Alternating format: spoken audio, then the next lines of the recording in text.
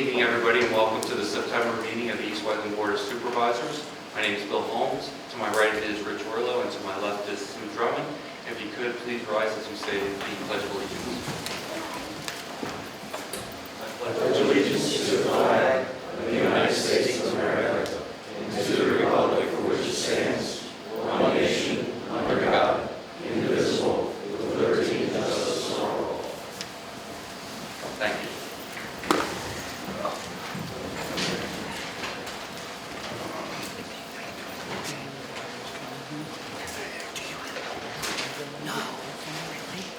Sorry about that. Cannot proceed without the pledge. First up is approval of the August 10th meeting minutes. I personally didn't have any changes. I'm giving him a Dunkin' Donuts card. I gave us some already. Should we just sing?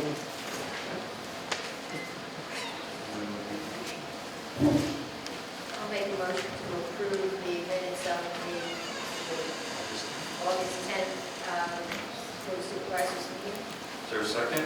Second. All in favor? Aye.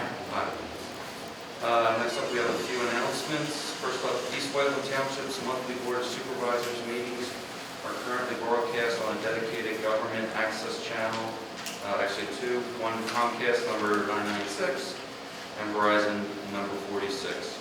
We also stream our meeting broadcast on municipalmeeting.com. Mr. Chairman, if I could just interject. Sure. We've been working on the operational activation of both of these channels for about a year now. So this is the first meeting we're able to announce this. One of the things we'll be doing, if you haven't noticed, there's a smart TV now out in the lobby, which was a grant through Divot. We'll be setting up a bulletin board that will have a lot of the stuff that's on the cable channels now. We broadcast out there as well. You'll start to see, if you view either of these channels, in addition to the board meetings, we'll also be having programming that will be there on a regular basis. Great. Thank you, Joe. Next up, Chester County Household Hazardous Waste Event to be held on Saturday, October 8th from 9 a.m. to 3 p.m. at 601 Westtown Road in Westchester, Pennsylvania. For more information, go to www.chestercswa.org/document center/you. And last but not least, the annual bulk trash pickup will take place with curbside pickup on October 5th through the 7th, and a drop-off at the new Public Works facility, which is right out back, 215 Conestoga Road.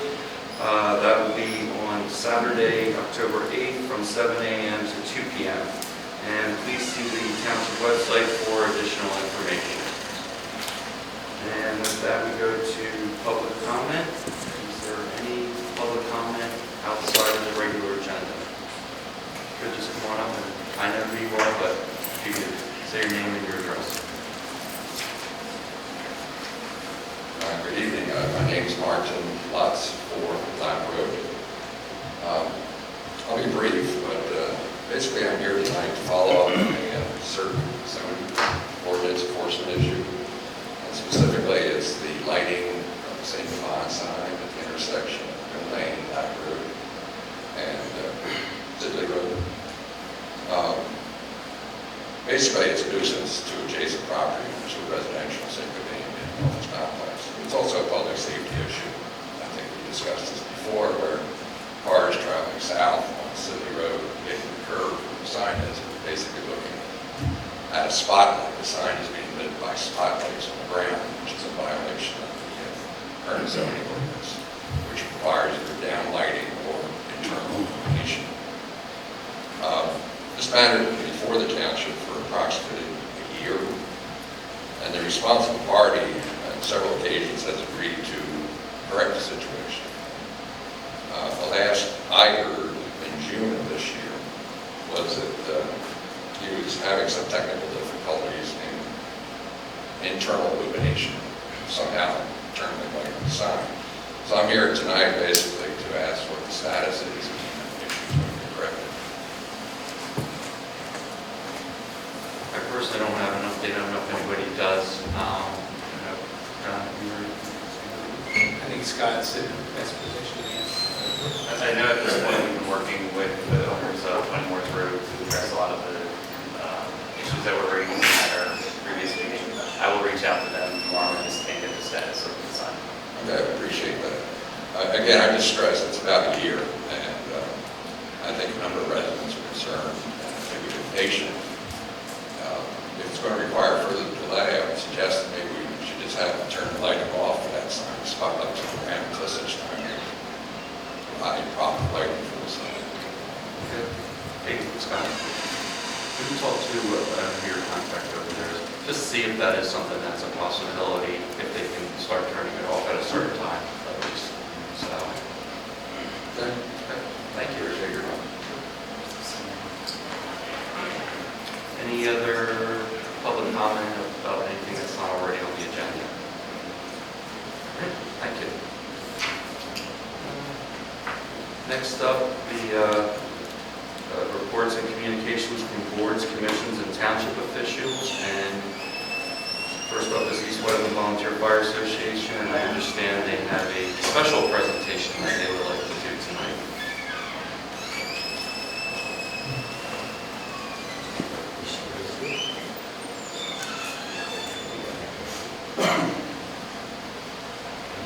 Good evening. Good evening, folks. For those of you that don't know me, I'm Gary Sheridan, President of East Whiteland Township Volunteer Fire Association.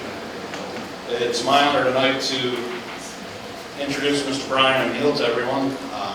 Mr. O'Neill's been, as we all know, been building a project down here in the 29 corridor. And when this all started in 2004, I asked Mr. O'Neill to help the fire association. So he has graciously done that, and at this point, I'll introduce Mr. Joe Levino, Chairman of the Board of Directors, and Brian O'Neill. I'm sure you have a few words to say. Don't tell the other township. A little bit late for that. I think it's not a problem. This is being broadcast live. Hi, everyone. Please know who I am. I'm Joe Garbino, member of the East Whiteland Fire Association and its board. We're here tonight, and thank you for giving us some time to thank Mr. O'Neill.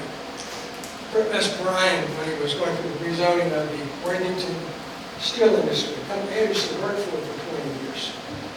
So, he had a difficult challenge, but he got it rezoned.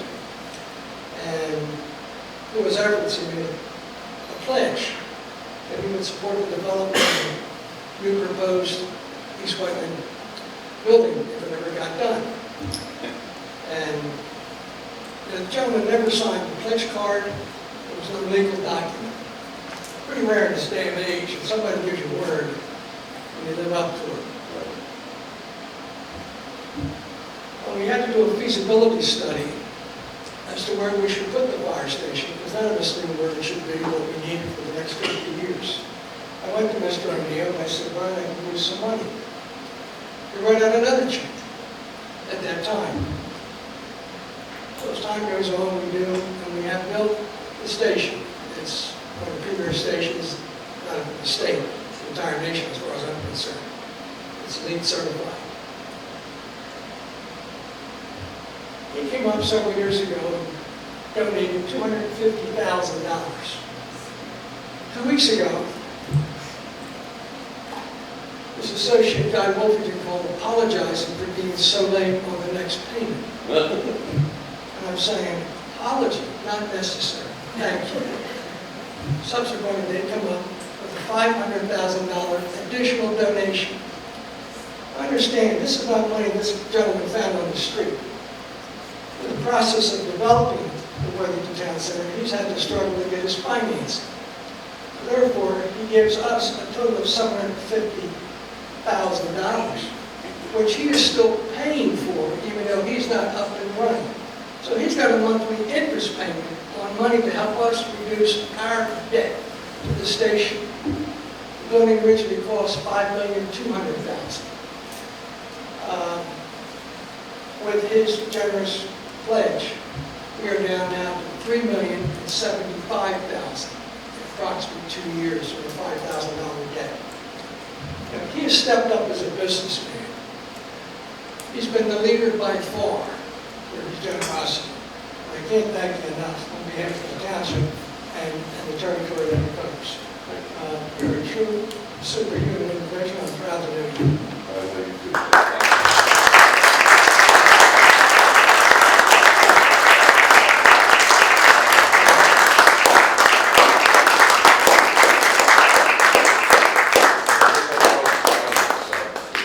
And on behalf of the board, thank you, Brian. It's been Everyone's fantastic. cash. I guess that makes it official. Sorry. Okay. Whatever photographs you want to make. Make sure you're on TV. Sorry, I can't hear this. Guys, come on up here. Come on, guy. You don't want his landlord looking for the red check. Yes, in there.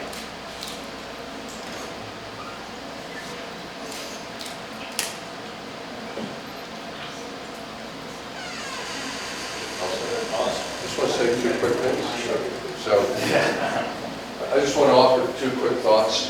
One is, I love doing business in Eastwood, and I commend every one of you. We can't do what we do if you don't support us, so I'm grateful. And, we're finally back on our feet, thank God. Leasing is good, construction's underway. It was a well-publicized long road, but we fought a good fight and we're back in business. But the second thing I want to say, this is a big week for the fire companies across the United States, the 911's anniversary of volunteer firemen. Think about what they do, right? So, walk into burning buildings to save lives. And many of them perished in 911. So I can't think of a better place to put our money, and I can't tell you how grateful we all are. And I hope, having had a big fire, which was also well publicized, that I never need your services, Gary. So I just want to say that. So thank you all very much, and good luck with the new building. Thank you very much.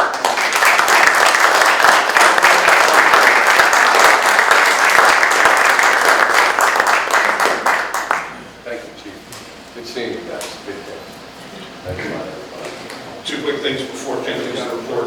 We do have two fundraisers coming up next week. We have a dinner fundraiser at Carrabba's, which they're donating a good portion of their revenue for that.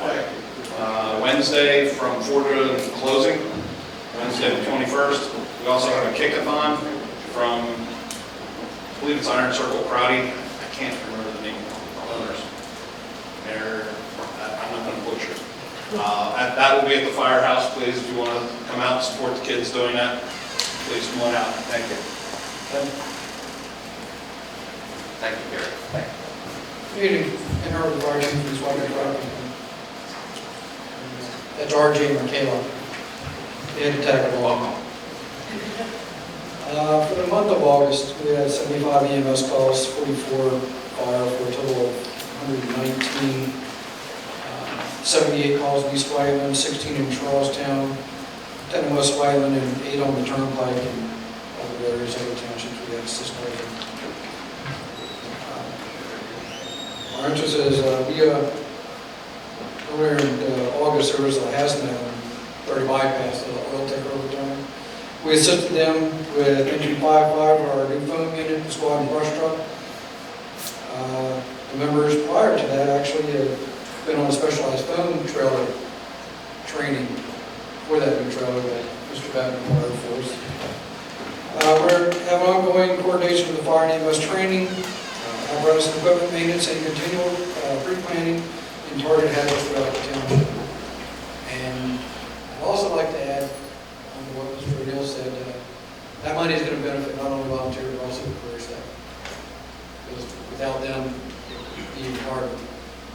I've been fire chief for 8 years, and my officers and I was set a goal over 8 years that we're going to work as one unit. It took 8 years, but we're finally there. So I'd like to thank everybody here, Ken Batten, and all the career staff, and all the volunteers. Thank you. Well, thank you too, Ken, for your efforts with that. It's much appreciated.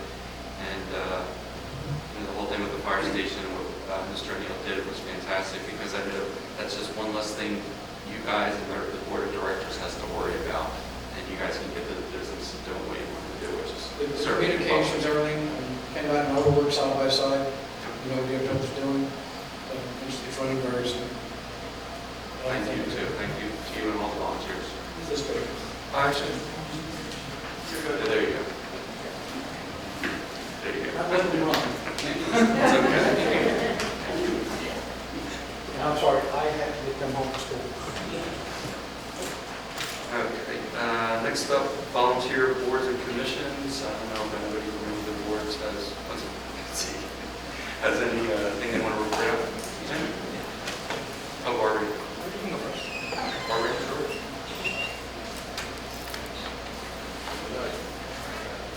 Hi, I'm Barbara Anthaff, Parks and Rec Board.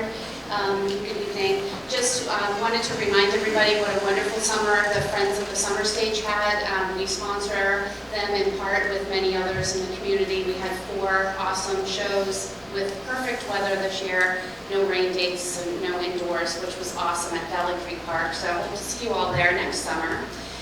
We're also looking at options and talking to residents this month regarding the Birch Road project, the park with the basketball court that had to come down because of PICO requirements. So we're looking forward to having residents come to our meeting later this month and working on our goals for the year and looking forward to our next goal session really coming up soon. Also, Bill Bullpully has reported on this, but our equipment is in the works for replacement at Valley Creek Park. So hopefully in October, I think we'll be seeing that come in, and we're thinking about maybe doing a ribbon cutting in the spring so we could kind of celebrate getting some new equipment that was much needed and way overdue. So thank you for supporting us on that. And we're looking forward to meeting a couple of new board members, and also still mourning the loss of Dave Poland, who was on our team, who passed away this summer, as you probably know.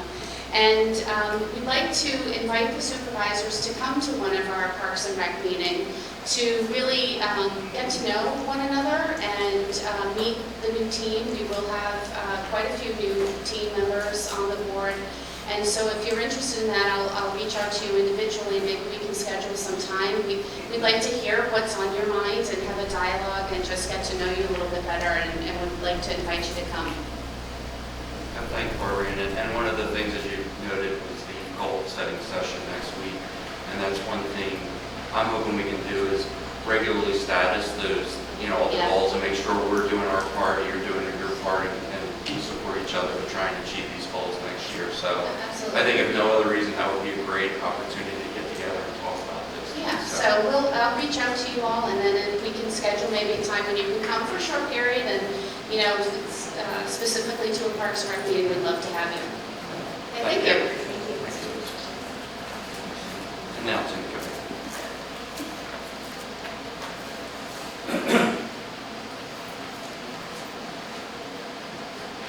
Tim Caban from the Historical Commission, and primarily came to just give you an update on what we've been doing. Our primary focus is Bunker Mill, and over the summer we had a new door put onto the mill, which was long overdue.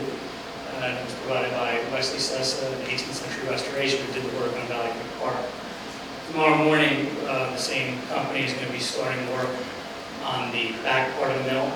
There's a leak in the gutter, which has follow-on effects and rotten wood and stuff, so we're going to fix the gutter, fix the wood, and paint the wood as far as maintenance goes. One thing to mention for the door, since that was kind of a significant thing, we used some of the money from the $33,000 gift that the estate of Robert Swain gave us last year to pay for that, so that it's significant, it's notable. So we're trying to be conscious of that. Our main goal now is to get the building open so that it can be accessed by the public, since it meets the other requirements for public loading in terms of a structural perspective. We asked for a proposal from Dale Friends, the architect who worked on Valley Creek Park, to give us his guidance on how to approach these problems as far as how to do appropriate parking and ADA access and bathrooms in a way that doesn't impact the National Historic Register building. So that will be coming. We're waiting for that, and hopefully in the next month or two. I did want to call your attention while I'm here to the 2 different buildings on 30. One of them is Linden Hall, which was very publicly evident what's going on there, but just specifically that there are 2 holes in the roof, one in the front and one in the back. And if there's anything that you can do to encourage the builder, Benson Company, to cover the holes. There are other solutions that you can look around at Exton Mall, they put shrink wrap over the building, sometimes they put plywood over the hole, cover the hole, please. And then the other one is the building next to Clues in Strawbridge, which is called the Hibbard Family Building, which dates as early as 1760, prior to the Revolution. And I brought just a jump drive with a couple of pictures of that building, if you'd be kind of like to show them. Okay? Thanks, Emily. Yeah, the Uncle Mill door looks great, by the way. I mean, it's a nice addition to the, certainly better replacement. And it uses a real skeleton key, it doesn't have any. Wow. Wow.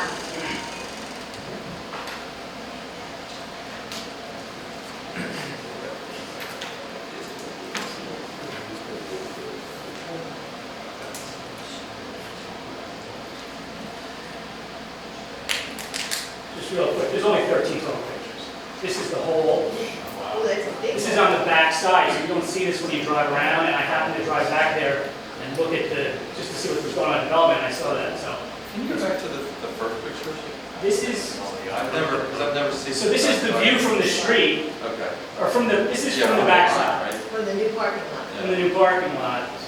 And if you zoom in, that's a significant hole. So See there. I would hope that that doesn't comply with our building codes, any sort of. No, not even with the new one. So of any code, regardless of whether it's historic or not.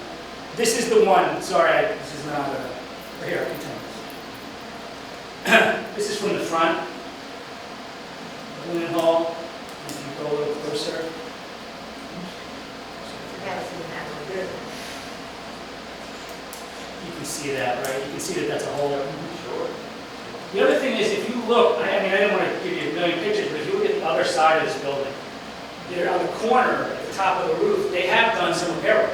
So somebody went up there and did a couple of repairs, they just didn't do all the repairs. And I did speak to, I spoke to Boris, and the other one, but the more significant one is this one here, which is the Hibbard Family House. And this is the house next to Clues at Strawbridge. This is in the last year. This is I'll show you all the pictures here. This is the entryway to it. So something fell, a tree fell, it made a hole, didn't fix it. But that's not even the most, this is the front door. And if you look through to the back door is wide open. So again, I hope this is not the standards we have in East Whiteland, that some building on Route 30 can just have the door wide open. I hope there's something in the code where you can encourage it to close the door, lock it, cover the holes. There's, and let me go this way. One more. Who owns that building? The people that own Clues of Trouble. This is another example on the roof, the corner. Again, just cover it so that animals can't get in, so that weather can't get in. This is the primary way that old buildings deteriorate over time, and that's why we asked you a few months ago to do the demolition by neglect. Whether you use that piece or just regular building codes that say don't have a hole in your house, whatever it takes, it would be appreciated. And so that's another corner here. All these things. It doesn't take a lot of money. It's a simple wooden repair. You get a handyman, it's a couple of $1,000 at the most. So I think that's it. I didn't bring too many pictures, but basic things. Cover the holes. Even other properties who are named in this township, who have owners who are recalcitrant in terms of addressing holes, have done more than this. They've put a piece of plywood over it. So any help you can do would be appreciated. Well, thanks for bringing this to our attention. So I don't see these buildings every day, so. And it is. I know they have historical value and significance, so we'll get back to you on that. Okay, thank you. What is their step? Zoning officer? Well, the first step is I'll also reach out to Verizon as well regarding the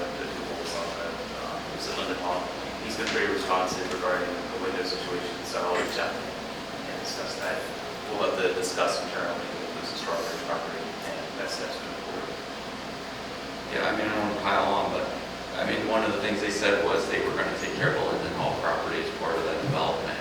So when I see that they leave holes in the roof, that's obviously not the spirit of what we agreed to, so. And he's very nice when you speak to him, he has done some things, so, it's not all bad, but cover the holes. Thank you. Thanks, Sam. Yes.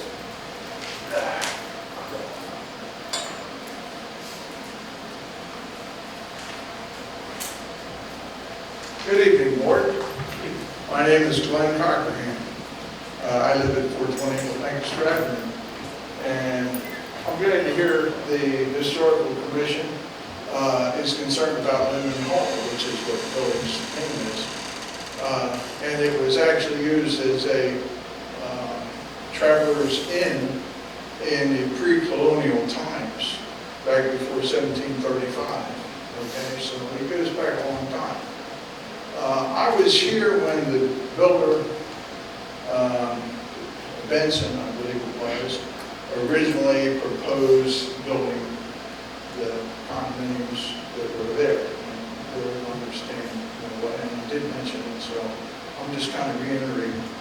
I know that he stated he was going to refurb the house and he was going to add a piece on the back, take off the two porches on both sides, and do something with the building. He's built 2 buildings. I don't know that he's sold much of anything yet, because he stopped. But when's he going to do something? And I think somebody, like you say, somebody needs to look into this, because that building does have a lot of history, and it could be used for a multitude of things, okay? And I really thought that maybe that developer was going to fix it up so it would be a community center for that housing development, which would have been better all the way around, because it could be used in that area for that number of people that are there. So, and I just thought it was one thing mentioned to it, because it does have a significant historical, Yeah, and Glenn, to your point, I mean, when we had those meetings, they wanted to tear it down. And I said, that's one of our landmarks in our township. So I think it deserves better than what the photos that Tim showed. But I think in this case, we just have to do it. the linden trees were taken down several years ago. That, yeah. Unfortunately, but the building is there, and there used to be whiplash marks on some of the doors inside, because I used to know one of the young fellows at the time when I was growing up that lived there. So, but I live across the street. So, thank you very much, Board, and well, I think that bigger. You got everybody's out here and pointing fingers now. We try not to do that. Right. Good evening, and I'm glad that Mr. O'Neill was here tonight, and he got the recognition that he needs, and we need a lot more people to stand up and give us a little help at the fire company. I believe that there's probably about 2.2 million yet that we need to, somewhere around that figure, to come up with. So we're going to try to do the best we can.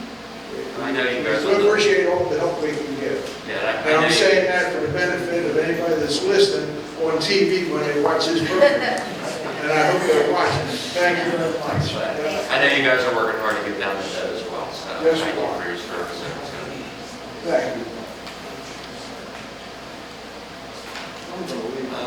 Anybody else, any other members of our boards or commissions?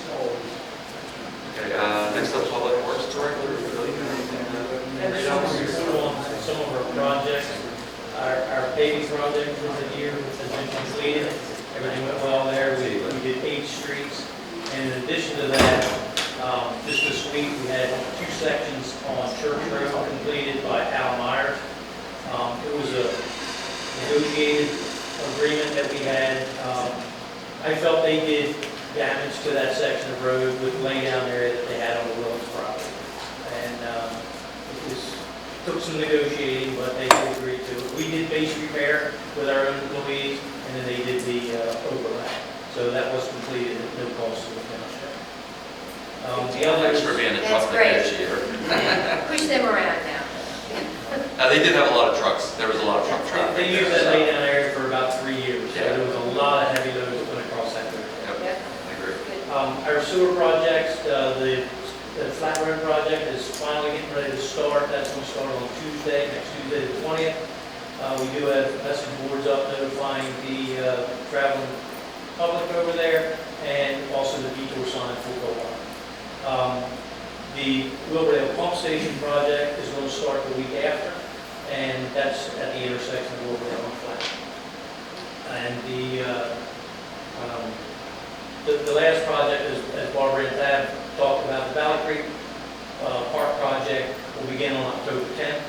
The pavilion is ordered through the contractor, and we've also ordered the place structure.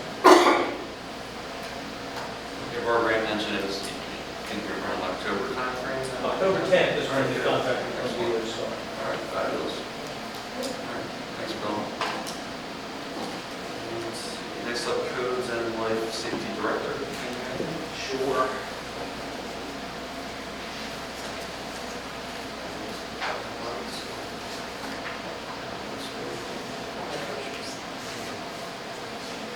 So what you see in front of you now, this is just a supplemental report that kind of goes along with the report that Chief Early gave. A couple months ago, we were in here, you asked for some additional information. I think Rich, some information that you kind of asked for, and kind of got back to you. So I think the first thing you saw, and kind of alluded to that with pretty pictures, that kind of signifies us working together. Ken alluded to that, and we are, between the career staff and the volunteer, we're happily one at this point, which I think a few years ago we couldn't really say that. But we work together, and the community certainly gets benefit from it. Easy stuff, I don't want to belabor this information, but it's something for you to look at. It's good information. I think the last piece of the puzzle on the last page is something you haven't seen yet. And I'm going to start incorporating this into the monthly reports next month. These are all the way to that. All the way to that. Yeah, the very last one. Yeah, there's a map. Yeah, there's a map. So the map is pretty significant. It shows the incidents, not only in the township, but outside of the township. It's called a heat signature map. So really what it does is the light blue is maybe 1 or 2 calls, and as it gets to people red, that's the more volume calls. So it kind of shows where our primary risks are, primary areas that we respond to are, and that also kind of helps us justify where the fire station is. So it does meet and continually reflects back to the original deployment plan and deployment analysis that we did with the fire station location. So we'll continue with that. You'll probably see that on an annual.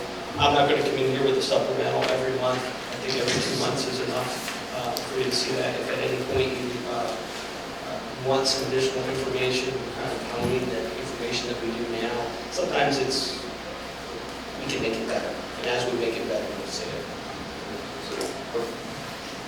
Great, so these are kind of the hot spots of the calls that you're getting? Exactly. So if you see the 29 corridor, it's a pretty hot spot. Right. So I mean, when we see something like this, what would you, is there things that are actionable as far as this type of report? I mean, it is kind of interesting to look at and say, wow, Route 29 really got a lot of calls there, but it makes me ask the same questions. Yes. What is it? What are our triggers? So along that 29, the 29 and 30, high accident area. So we have the accidents, the hotels in the area with the automatic fire alarms, the cooking incidents. And that's kind of where we reflect back to, I'm going to come to that in a few minutes, prevention. What can we do to make things better? And that's what we're kind of using this for. Where are our hot points? What can we do to limit them? But do something like this with false alarms as well? We can do that with false alarms. Yeah, because I know that's been an ongoing problem. Yeah. That is definitely something I'm hoping would be actionable for us. It is, and we do have the fire alarm ordinance, which we do hit them pretty hard for multiple fire alarms. And quite frankly, with our fire alarms, we have the volume of fire alarms, but they're not at individual facilities, they're spread out. So it's kind of circular, if you will. So we don't go back to the same place over and over again. They're out there, but we don't visit the same place a lot. As you go south on 352, then over to the west, that hot spot is Immaculata. Yeah, that's Immaculata, exactly. Exactly, and then right next to that, it's kind of a combination of Immaculata and Camilla Hall. So that area, so that's where, the map that you see is all calls, fire and ambulance calls. So that's why you'll see even down in town, Upper Bluefield, West Whiteland Township, there's incidents, and most of those are for the ambulance.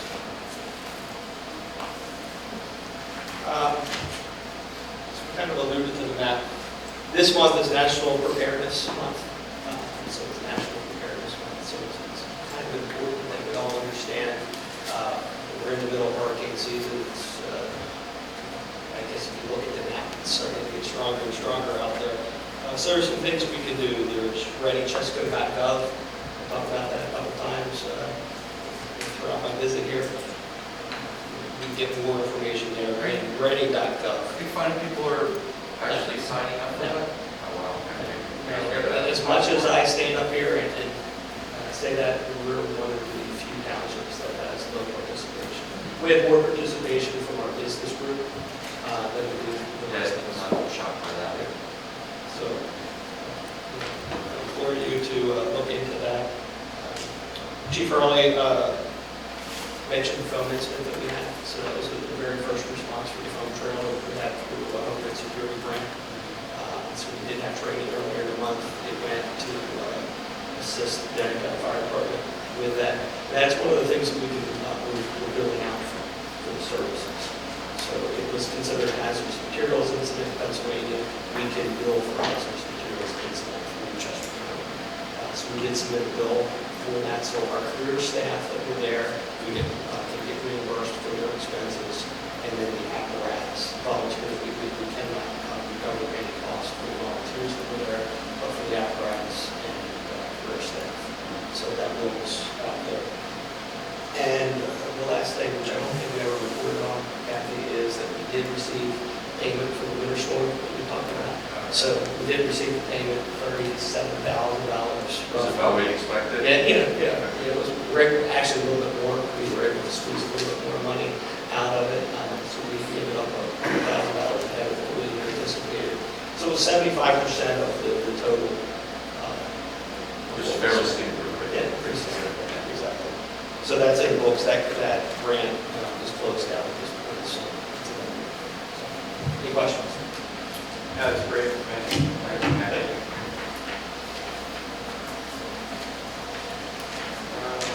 Police chief? Mr. Chairman, members of the supervisory board, ladies and gentlemen, I'd like to introduce you to Pete Dougherty. He's an 18-year employee of the township, 16 years full-time, and I've asked him to tell you some things that he does, community outreach. Yes, I've seen Officer Doherty at a couple of events. Yes, I'm it's aware. Gav. I want to first thank the board, Mr. Dagel, the chief, for allowing me this opportunity to speak here today. Just a little bit about myself. When I started with the police department, I've always wanted to do community outreach with young kids. Being a kid growing up, I grew up in Montgomery County, I always looked up to the Woodman Police Department, and it was always such a cool thing to see police work in a neighborhood. That being said, in 2002, I started the police department's sponsorship of a team in the Greater Valley Little League. And the first 6 years of that, I coached that team until I had kids of my own, and I had to go to coach them. Also, I've been previously certified as a car seat inspector with the National Highway Traffic Safety Administration. I've inspected numerous car seats of new parents in the township. I'm also a member of the Safe Kids Chester County Coalition. The Safe Kids Coalition is a worldwide based coalition. It's based on the needs of the community. The coalition implements evidence-based programs such as car seat checkups, safety workshops, and sports clinics that help parents and caregivers prevent childhood injuries. So I do a lot of that on my own time. A lot of the meetings through the county, I do that on my own time. I myself am not the only one in this police department to do these things. Sergeant Dela Cruz has done DARE multiple years. Every officer I know that I worked with driving in the neighborhood, the first thing they see a group of kids will pull up, let them see the police car and get out and talk to them. We now have a bin in every police car to carry stuffed animals. In the event, fire, an accident, you're dealing with young kids, pretty traumatic to them. We have something to give them to kind of to ease their pains. I also carry, thanks to Rita's Water Rights, they donated gift cards for water rights. So whenever I see somebody wearing a helmet, a young kid wearing a helmet, I'll stop and talk to them. I'll give them each one of the police sticker and one of those gift certificates. The other thing that I do, as we all know, December 14th of 2012 was a horrible day in Newtown, Connecticut, Cassini Hook shooting. Ever since then, I've got in touch with the schools, the younger school, Katie Barkley and Villa Maria in particular. And what I do is on my day shifts, I go up and I just greet them coming in, have the police car sitting up front there. It's a good deterrent for anything that could happen. And knock on wood, nothing has happened in this township as long as I've been here, years before that. Just greet the kids coming in, high five them, have a good day. I do that there, and I also do it at Villa Maria Lower School, which is part of Camilla. And like I said, every police officer in this township, we do a lot more than just policing, a lot more than giving tickets and arresting people. There's a lot more to it. And everybody out there is always stopping, talking to kids, residents, and just let them know that we really do care. One other thing that we do, we give tours of the police department, mainly the police cars. Actually, we have our first birthday party coming up in October that I'm doing. They're not having a party here, they're just coming having a tour of the police car and things like that. And usually it's the Boy Scout groups who do it, but we also do it for other members of the township. Last thing is, I remember years ago when I was here, they had a community day. If anybody wants to come up with doing that, bring that back, it would be greatly appreciated. That way the township residents can see us as human beings instead of cops, and even the fire department as well.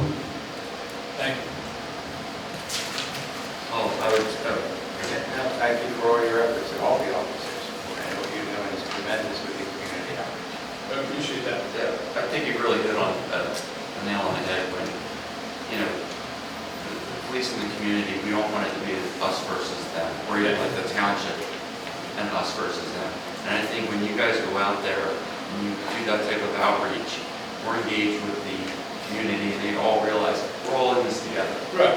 You know? And I'm happy to see community policing is finally getting some of the respect, generally speaking, that I think it deserves, because to me, you're proactively doing things. You may never realize it, but you're probably preventing crime, you're probably preventing kids from going down the wrong path by engaging them when they see you out there every day.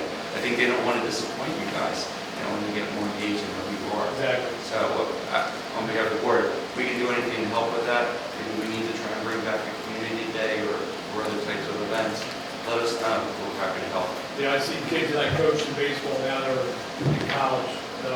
I was in the PAL league, it made a big difference. Police athletic league, so played baseball, so it does make a big difference. Yeah, the police athletic league, having a certain. Yeah, but there's other opportunities though. It doesn't have to be baseball, it could be other things like what you guys do. Birthday parties, that's new, that's great. Yeah, they won't have a party here. That's probably a good idea. Thanks, Peter. Thank you. Thank you. Next month, we're going to have Sergeant Wilson give you a brief presentation on the magic he works with traffic flow and traffic regulations to the township, tours and such. It's probably the month after Cecil Aid. He's a township hero, looking here, giving you some snapshot of what it is. Thank you for this opportunity. Thanks, Chief.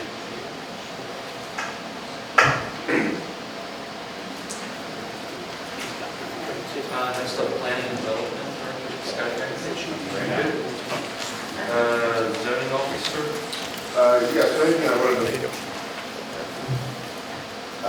I wanted to point out to the board is that the Great Valley Road Lady did receive her variance to exceed the height permitted to install lights at their field.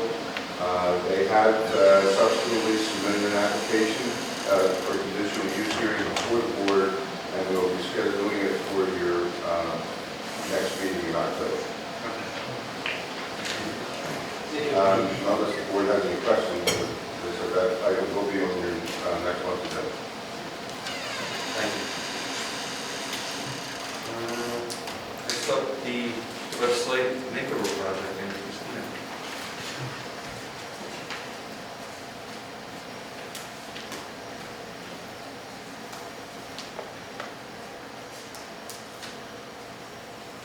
Good evening.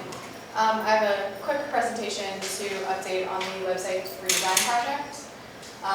So we'll go over the timeline where we are on that, the RFP process, our next steps, and leave some time for questions.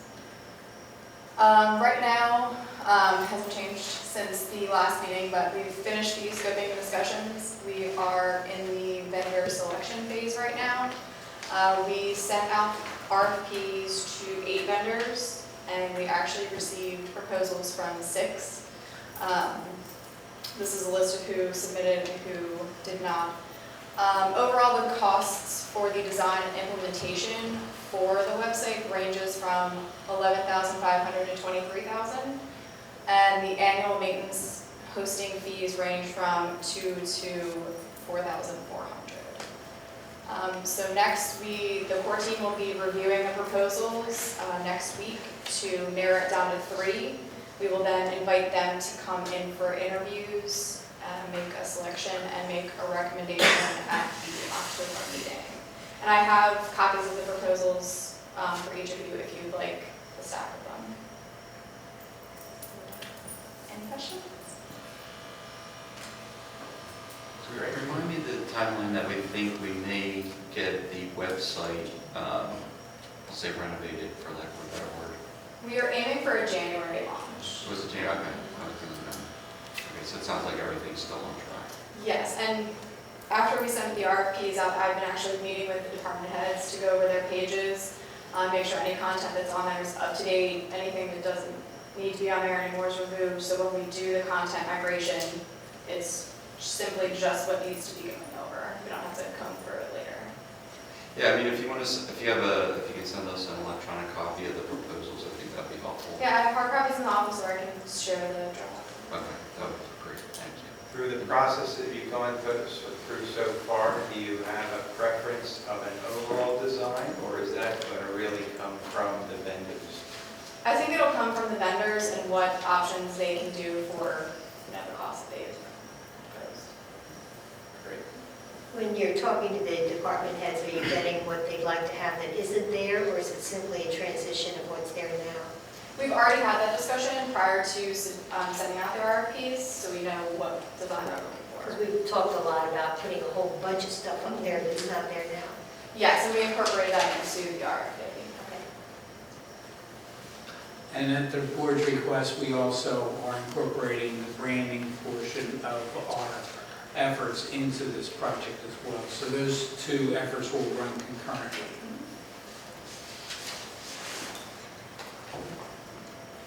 Excellent, thank you.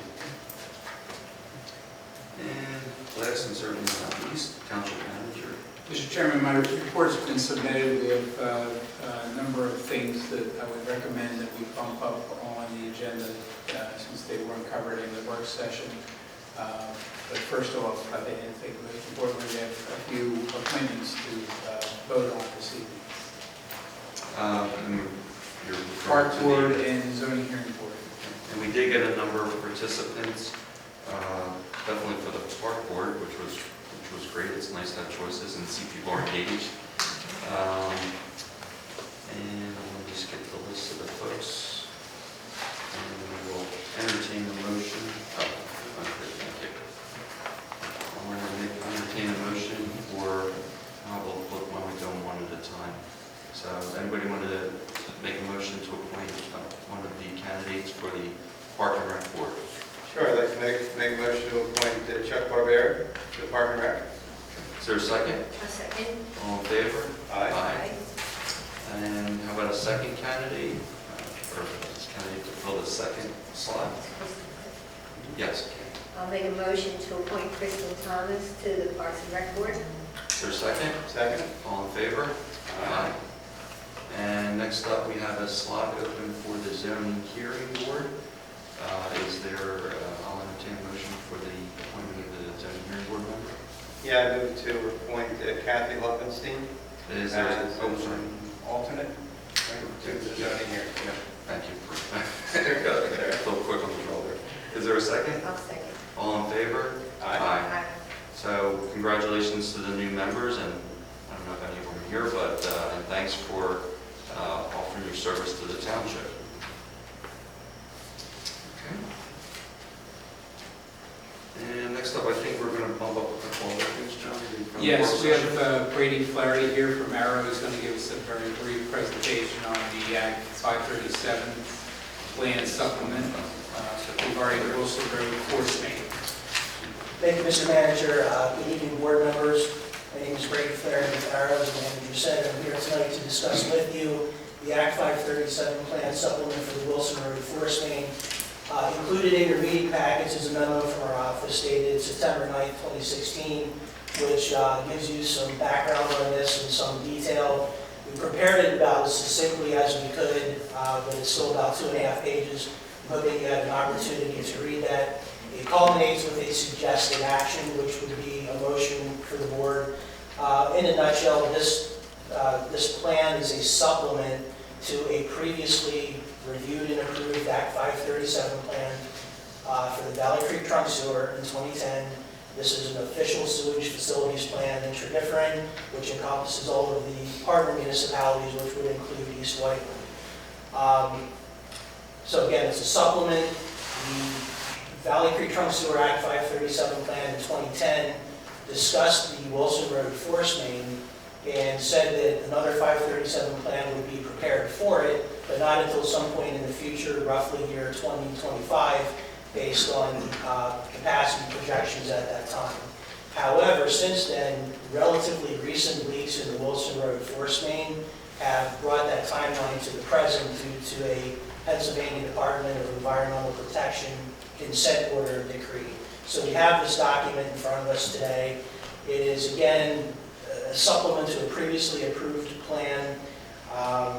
Everything about it is consistent with previous planning efforts.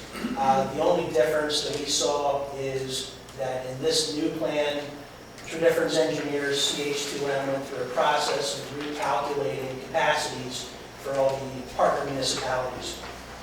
The reason for that is when CH2M did some drilling down into the previously approved documents, it wasn't able to find documentation as to how some of the partner municipalities came up with their projected flows. So they reached out to all the partner municipalities and asked for that information. Some were able to provide it in full, some in part, some not at all. My understanding is that among those partner municipalities, when presented the information wasn't consistent necessarily from one municipality to the next. So on the CH2M kind of started from scratch. We went through a process of reprojecting the flows for everybody. That process involved looking at census data, utilizing Delaware Valley Regional Planning Commission population projections, combining that with transportation analysis done in polygons on a geographic information system database, overlaying that on the map with public sewer service area combined with Aqua Pennsylvania water consumption data, utilizing some formulas and coming up with these new numbers. For East Whiteland Township, of note, the projected capacity went down from 3.63 million gallons per day, which is what it was previously in the 2010 Act 537 plan, down about 100,000 gallons per day to 3.555 million gallons per day. This capacity reprojection at this time is specific to only the Wilson Road force main, which is part 3 of the 4-part sewer system downstream of East Whiteland Township. My suggestion is, and you'll see this in the action item, the memorandum, that the township offer no comment at this time except for that capacity issue. And it's our suggestion that you ask for table 3-3 of the Wilson Road Forest Main Act 537 plan be revised to show a more conservative capacity was previously projected of 3.63 million gallons per day. I think it's important to preserve that number, and may need it in the future for redevelopment, rezoning, etc. So with that, if you have any questions, I would be more than glad to answer them. I have a question. It's not a huge difference, and I understand asking for more capacity is conservative. What does it actually mean when we go with a higher number? It means they build more capacity into the system for us? It means you reserve that capacity in the forest main. You already have that capacity available in the other 3 parts of the system. So you would be capacity limited in part 3 or 4 if we didn't ask for that adjustment. I'm not sure what that means. I mean, once the water starts flowing down the pipe, what do they mean? Ultimately, what it means is if you go above that number at some point in time, you possibly could be charged for it, some sort of a surcharge by whoever's in control of the system at that point. Also, it could limit development if that extra capacity wasn't available because maybe somebody else is using it at that point. So we suggest that you reserve it now, keep it now. It will be consistent with all the other capacities that you currently have in the other parts of the system. Yeah, I mean, it seems to me like they have really a lot of, once this project's over, they're gonna have, I thought, considerably more capacity due to that. Within the force main itself, because of the project, the rehab project that's underway, that's almost completed, the force main hydraulic capacity will go up significantly from what it is right now. But we're not going to be using all of that capacity, nor can we until every other piece and part of the system is upgraded as may be necessary to be able to handle that extra capacity. Do we pay more for the extra, to reserve the extra capacity, or something we do? From an operational standpoint, we would probably pay, well, not from an operational standpoint. From an operational standpoint, we would pay for the percentage we would actually use. At least under the current 1970 Valley Creek Trunk Sewer Agreement, assuming that methodology carries forward.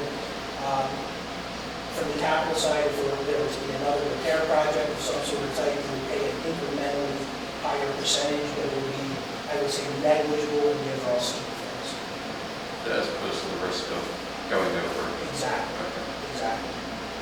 But presumably they're building capacity for whatever the combination of all the townships is putting in this estimate, right? That's correct. And actually more than what is needed at this point in time. In the first one. What shape are we in capacity-wise, if you know off the top of your head? The currently used versus capacity available for this township? 80%, 70%? Well, it depends on what part of the system you're talking about, because it varies as you move downstream in the system.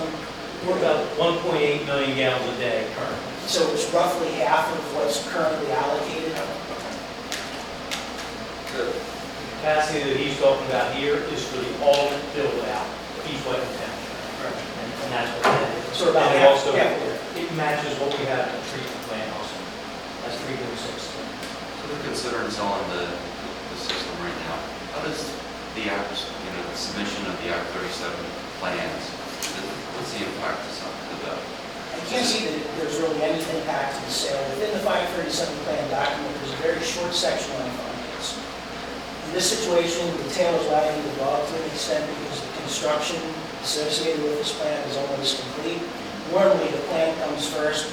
Usually, there's a very lengthy section about alternatives for financing, and you select which one of those you think you're going to go with. But in this particular case, the construction's already done.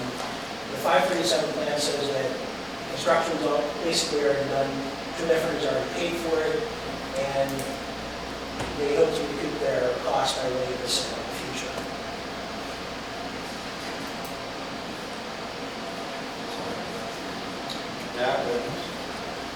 And I know at the end of your document you provided, you recommend, you alluded to it, a motion to submit a letter concerning our thoughts about the Act 537 plan. I personally think I'm an issue with what you're presenting. Have a second. motion? Just reading, go ahead. Well, I read the whole thing. I'll make the motion to accept the recommendation from Power Oak, which the short version is to preserve our build-out flow of 3.63 million gallons a day. Is there a second? I'll second. All in favor? Aye. Thank you very much. Thanks, Richard.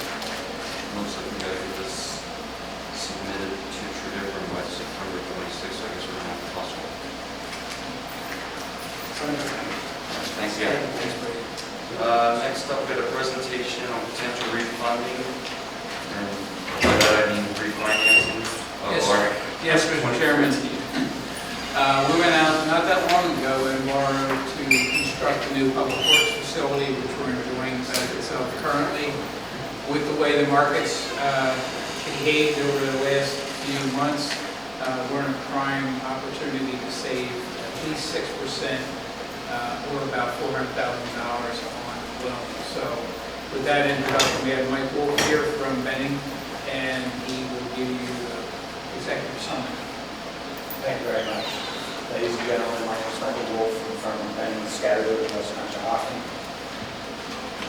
This Whiteland is my oldest client. I've been coming here since 1986. And it's always a pleasure to come back. Sometimes I have good news.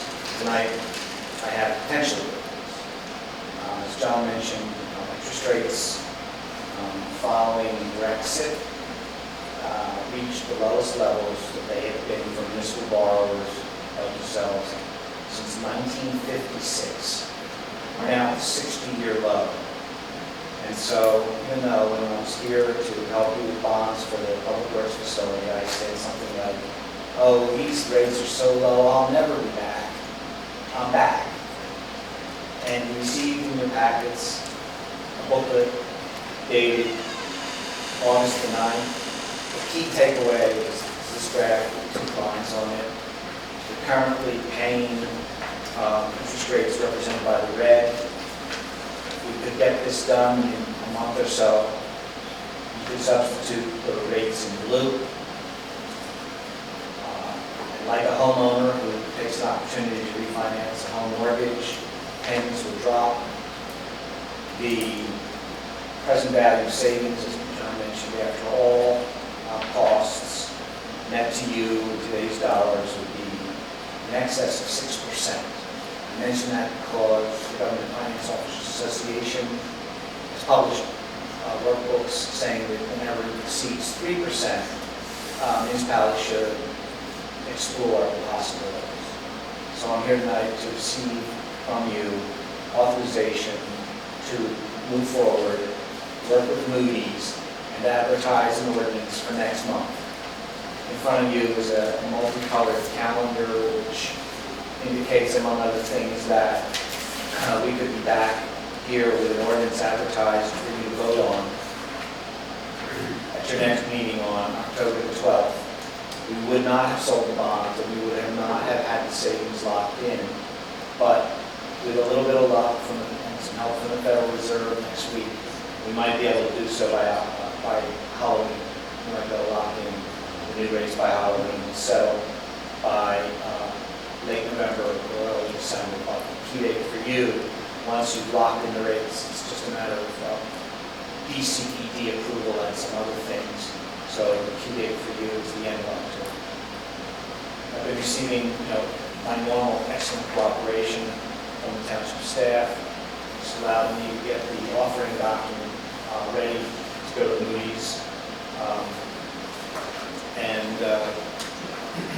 There's already a draft ready for people to help me fill in some blanks.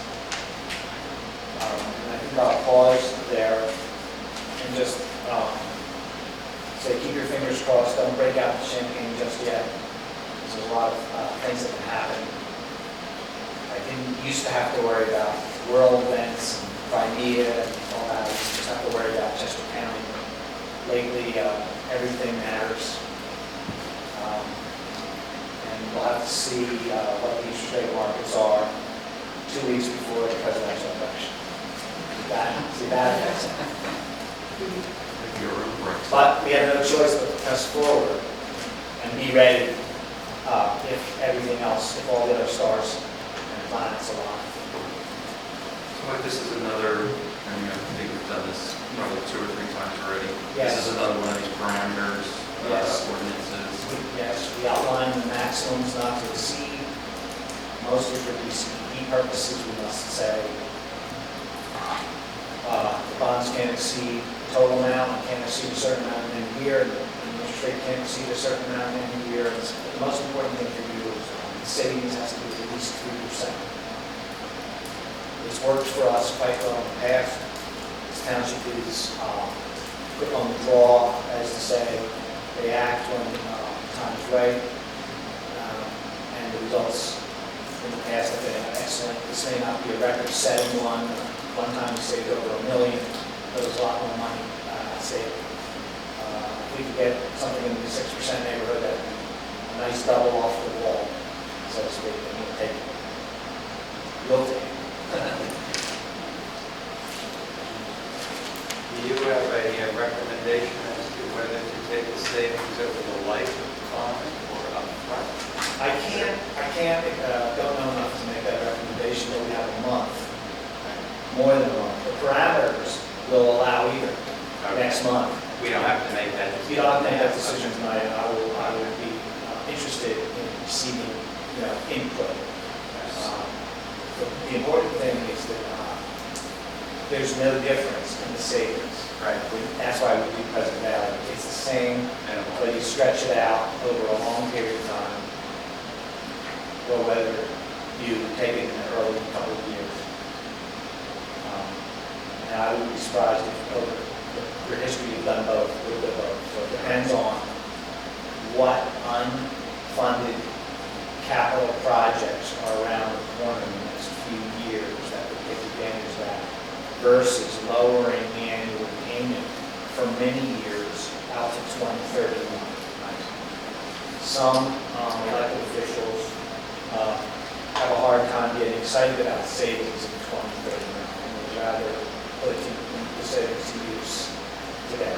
But I don't know your situation well.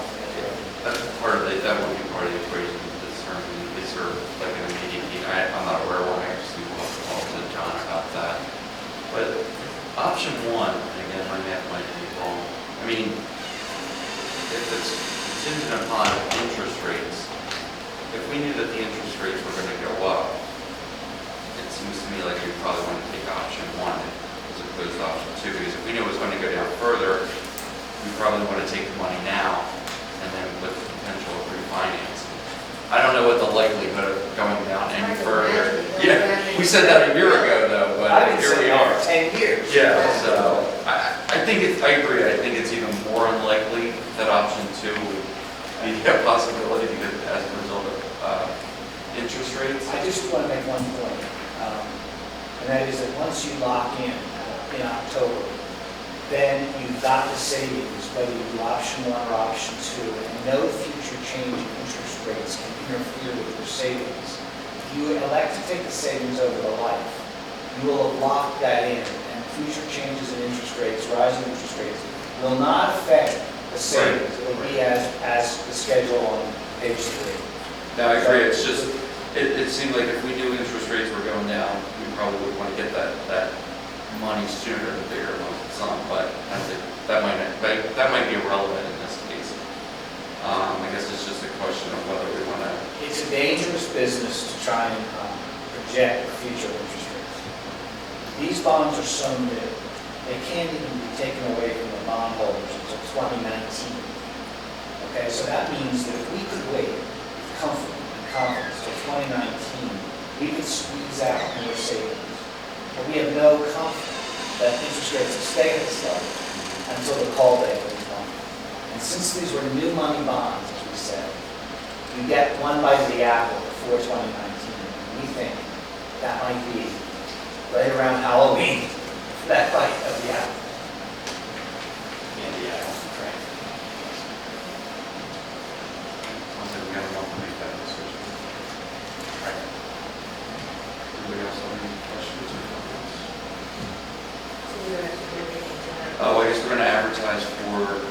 All I need is your a team in gear and bringing back properly advertised ordinance for a month from now. Yeah, we actually have an agenda item 10D.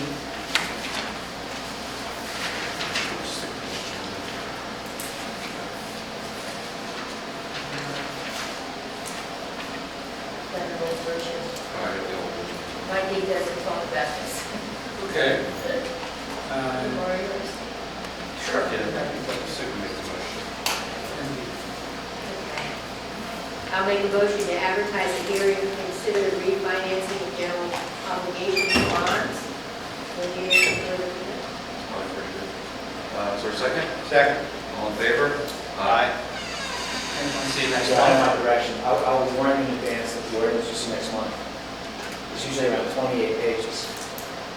Sorry. That's what it If takes. it's the same as last time, I'm okay. All right, but the first 2 pages are pretty much tell us what it is. I think we're setting a record with the number of these we're willing to. Just keep your fingers crossed. Thank you very much. Thanks, Thank Mike. you. And Mr. Chairman, if I may, there's one more presentation that we should pump up because we have folks in the audience that are reading. And that would be Tim O'Leary from the mountain bike team. I need to make a correction. My name is Tim Leary, from the O at the fire for Chicago. I did notice a discrepancy between your presentation and our policy. No, this is no problem. That's a joke, my father. Great. I like that. So, my name is Tim Leary. This is Chad Simico. We are from Great Valley. We both teach at Great Valley Middle School. I teach Tech Ed. He teaches history and science. Last year, or not January, it's January this year. I'm getting confused with school. We got, Oh, if you don't mind, yeah. oh yeah, no worries. I'm used to speaking loudly to the kids, so, we got involved with this group called NICA, which is National Interscholastic Cycling Association. And from there, we got a group of kids together to start riding with them. Pennsylvania started the league this 2 years ago, which we're starting to roll out this year. So NICA, just to give you a brief overview, NICA's been around since 2009. There are 18 leagues, or 19 leagues across 18 states. Pennsylvania began to form 2 years ago, and now we're ready to launch. We actually have our first race this weekend. So just to give you a little idea of what we do, in accordance with the Pennsylvania League as well as NICA, we kind of followed their lead. There are 5 core principles that the league and in the national and the state stand for: strong body, strong mind, strong character, inclusivity, and equality. So those are things consistent with what we do as educators. Tim mentioned we both teach in Great Valley. We live outside of the district, but working in the district with the kids of the community, we felt like this was the place we wanted to form a team through the Pennsylvania League. Right now we have 27 registered riders from one of the bigger teams in the state. We are external of the Great Valley School District. It is not a PIAA sport as of yet, not to say it might be at some point, but right now we're external, so we're basically like a league within the community, or a team within the community, governed under this national and state league. Our team consists of middle school and high school students, not only from the Great Valley School District, but a couple of surrounding districts as well. We practice twice a week over in Charlestown Township, and we ride on the weekend mainly in Marsh Creek State Park. Our season, we started in July, and there is a defined season as to when we can hold organized activities. It starts in July, and it runs through the race season. There are 5 races, again, the first one being this weekend, and we're super excited. The kids have come a long way with it. We, as coaches, he and I are both head coaches. I've coached many sports for many years, and I can tell you that I've undergone more training with this particular venture than I have in any other sport that I've ever coached. So we've gone through extensive training, for advanced first aid training, We have parent volunteers that also serve as assistant coaches who have certain licenses, and we have community volunteers that help us coach as well. Because we are registered with the state and national league, we are insured under the national league, and so we come with our own insurance to potentially East Whitewood. And so, whoop, wrong way. Why are we here? Well, first of all, we just want to let you know who we are and what we're doing. We're proud of what we're bringing to this community, and we're seeking access for any areas that would be conducive to cross-country biking. That's essentially what this league is. It's think of a cross-country race, but on a bike, is essentially what we're doing with the kids. With any permissions or any areas that might fit the bill, so to speak, we would love to host some of our practices and potential trail rides.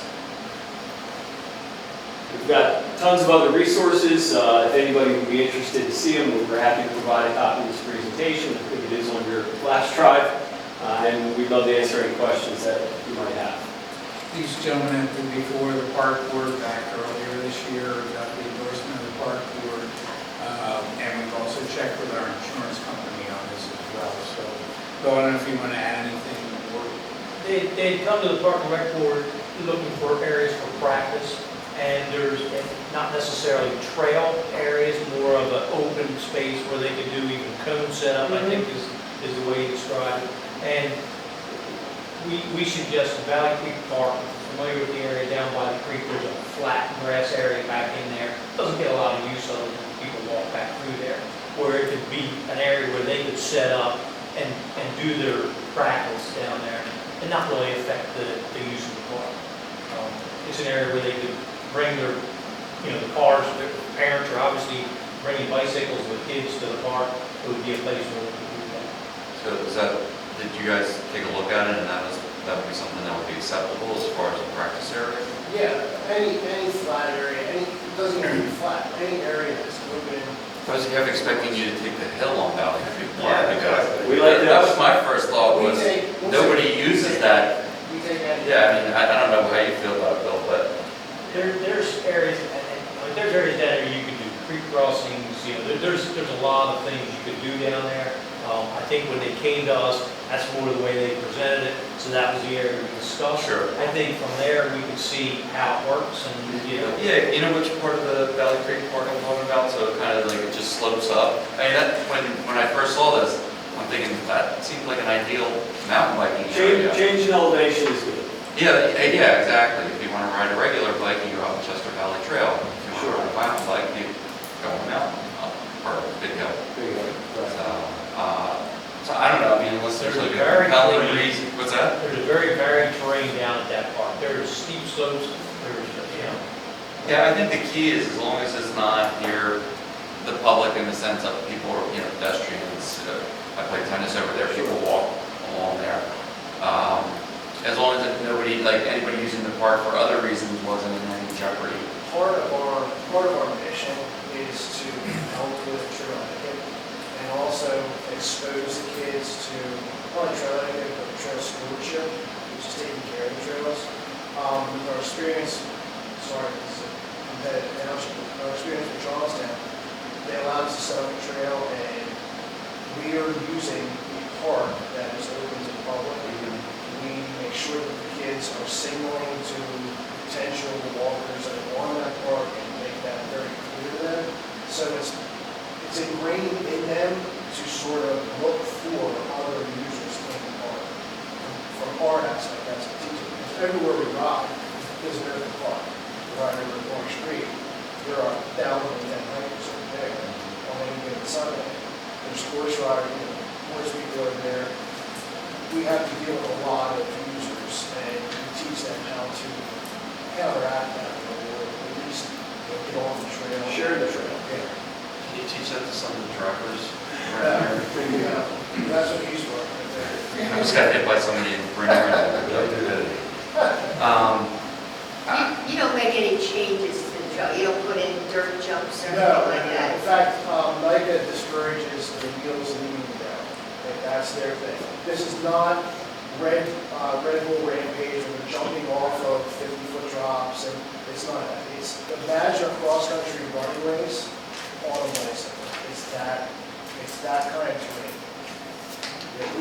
We didn't change any trails over at Charleston at all. Well, one of the things I looked at on one of your slides is they kind of do outline where the trail is. And I didn't know if that was something that you guys were interested in. I don't know what it takes to create these trails. Obviously, it's not high maintenance to do something like that. I'm the one that built the trail over at Charlestown. They allow us to build a little trail there. It takes a lot of work. Okay. It does take a lot of work. And that would be kind of up to you guys too, to say, is it worth it or not? Yeah, I think that would be discussions that we might have with some of the people as we get into it. Yeah, I mean, to me, it just seems a shame, like you have that whole sloping hill area that seems perfect for this. We don't really use it for anything else. We cut the lawn all the time and nobody, to my knowledge, uses it. So it seems like that would be, again, it's up to you guys, but the board and the staff, but it seems like that would almost be a better trail for you Even guys. if you didn't go straight up and down, the zigzag across. Sure, yeah. Across it. Yeah. That was good. Yeah. Love to take a look. Yeah, that was the first thing I thought of when I saw your presentation. Great. So, I'm not detecting any resistance. No, No, I think so- it's great. Awesome. Thank you. So I don't know what we need to do for next steps, or I don't know if they have to take any legal formal action. other than we're okay with it. Okay. Thank you so much. Thank you. Thank you for listening. Thank you. Yeah, thanks for what you guys do. It's great. Thank you. It has been great. It has been great for the kids. The kids are just loving it. I really love Thank you. it. It's in Marysville. Right across the river from Harrisburg. What I'm handing out is revised agendas. Oh, So great. that may help. I think we are back to item 7, which is the acceptance of the treasurer's report. Okay. Well, let's switch to it, and Kathy, you wanna?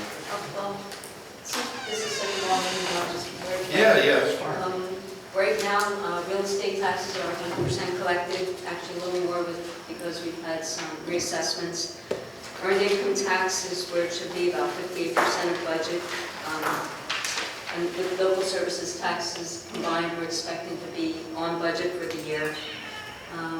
Year to date, the building permits are behind, but with all the activity we've seen, like with transfers are way ahead of where they should be. We expect with the current activity, we'll be on plan by the end of the year. With the expenses, our wages are actually lower than budget. Healthcare costs are right on. Other operating expenses are lower than budget because we've had good savings with engineering costs and public works expenses.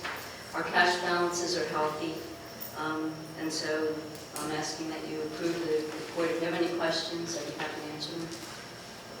So, right now, we're at 59% of revenue, 58% of the expenses. What's probably the big reason? I think we're supposed to be, what, about 67%? About 58. This is through July. We're like a month behind, so this is Okay. July. Yeah, we I always forget that. Okay. asked Yeah, the yeah. board that we could have a month grace period because with the timing of the board meetings, it's nearly impossible to get this analysis done before. Yeah, that's my bad, I forgot. Okay, so we're actually looking pretty We're good. looking, yeah, All we're kind of right on with everything. All right, fair enough. Any questions? The treasury report is through July. Right. The budget report, though, is through August. Yeah. That's a lot easier to take off the news and just put it out there. Sure. Any other questions? And if not, I'll entertain None, I'll make a motion to accept the treasurer's report as of July. Is there a second? I'll second. All in favor? Aye. Thanks, guys. Next up, ratification of the payment of bills through September 14th. Person in this hand? Just one question, concrete for driveway repairs at Brookfield, that's. That's from curb snowplows. repair. Oh, That's curb repair. So I have I'll make a motion to ratify the payment of bills through September 14th, 2016. Is there a second? second. All in favor? Aye. Let's see here. No old business, new business. Consider appointments. Code Enforcement Officer Joe Lease and Assistant Zoning Officer Scott Greenlee. Staff recommends that the board consider making these appointments this evening. These are additional appointments or additional responsibilities that these two employees would now take on, and it gives us some additional support in enforcing our code and our zoning ordinances. Joe's been doing a great job, and I know Scott got thrown into zoning initially, so, but I know he also has that experience as well. That's not the first thing you want to do. So I mean, personally, I don't have any issues with this. I think it would be two good appointments. You want them, you have them. You got it. Is that a motion? That's a motion. That's a motion. Is there a second? Absolutely. All in favor? Aye. Aye. Okay. Thank you, and congratulations, I think. Next up, this is something a little bit new, and I'm going to let our solicitor speak a little bit to this, but this is going to be a new agenda item when things come to the zoning hearing board as to whether we think the township should send our solicitor on behalf of residents, or if we think that the township has a special interest in what is being presented before the zoning hearing board. And I'll turn it over to our solicitor.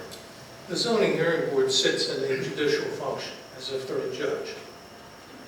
You, as the Board of Supervisors, have the opportunity to appear as a party litigant before that zoning hearing board to either support a project or to oppose a project. And sometimes you would send a solicitor to oppose, because even though you think the zoning hearing board may turn it down, it's important to build a record for appeal. And the zoning hearing board is not really in a position to build a record because they're sitting as a judge. So sometimes you may want to oppose a given application, make sure there's a record that can withstand an appeal. And other times you may have a special interest in a given project where you may want to actually appear as a party litigant in support of the application to encourage the zoning hearing board and to build a record in case there's an appeal for the approval. But most importantly, it's primarily on the agenda so you're aware of it, and so that it's on TV and the audience is aware of it, so everyone knows what zoning cases are coming forward, and if they have any special interest, make them known to the board or to attend the zoning hearing. So the three options you would have would be to support, oppose, or do nothing. More often than not, townships do nothing on each of the applications, but occasionally you do hit the one where you want to take a position and you send the solicitor to litigate accordingly. On these three, we don't recommend taking a position. They're very simple applications. Any questions or any questions from the audience as far as this approach? This is something new. I had discussions with Joe about this. My takeaways is, one was the advertisement of these and raise awareness about what's going on. And also if residents do want the township to intercede, and again, obviously if the board feels strongly one way or the other, because I think we do need a little bit of a light touch on this. This might be an option to bring it up at the township meeting and discuss it before it goes to the zoning hearing board. So this means for every meeting we have from now on, a list of what's coming up in front of zoning hearing board is going to be put here, and we'll decide whether you need to go. To go, and again, most townships, there's very little discussion, and they just say, don't take a position and move on. So it's a very quick agenda item more often than not. But if I were to appear in front of the zoning hearing board with a position, you would have had to have vote on that at a public meeting to try to do that. Because you're entering your appearance as a party litigant. So that's why it's good to have it on the agenda, so time-wise you take that action in enough time to get the action. These three are on the agenda for this month's zoning hearing. I'm not sure whether. Yes, correct. All right. And we obviously won't spend as much time, but it was important to explain to residents and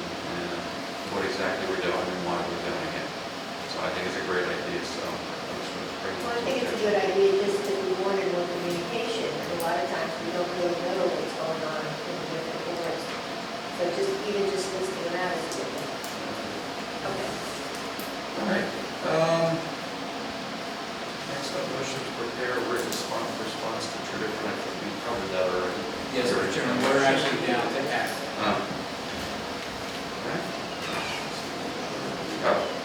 Establish a defined contribution plan, ICMARC for new hires, non-union only, via resolution of John. Yes, Mr. Chairman, as part of our budgeting process and looking at our finances, one of the solutions that we came up with to recommend would be to establish, instead of a defined benefit plan, but a defined contribution plan. In the private sector, they're known as 401k plans, and the public sector, they're known as 401a plans. They're basically the same type of plan. We are recommending that that plan be established for any new hires that are not union employees. Not that we have any at this time that we're recommending, but we will sometime down the road. And generally what this plan, how this plan is configured, it would be an employee contribution of a certain percentage of their compensation, and then a similar contribution from the employer. And the way that this is recommended, it would be if the employee contributes 2, they contribute 4, and then if not, it would be 3 or 6 or 4 or 8. It's really depending on how much the employee is going to invest in the retirement. There's a corresponding employer contribution with that. But that would replace the defined benefit plan that we currently have, at least for the non-union employees. So that's what we have the employees.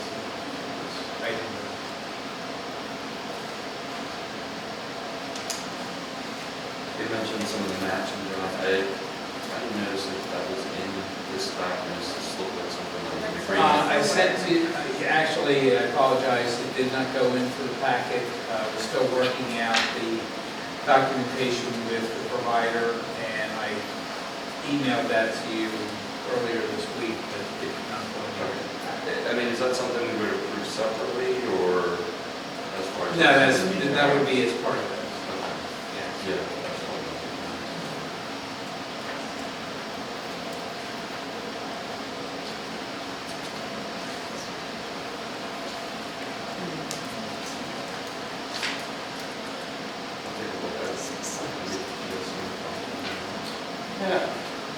That's the only thing I didn't see. So. Yeah, no, I saw it. I thought the 4 and 8 was more generous than what I've seen in private plans. That's nice, you know. Compared with what the defined benefit provides, it's actually a lesser benefit.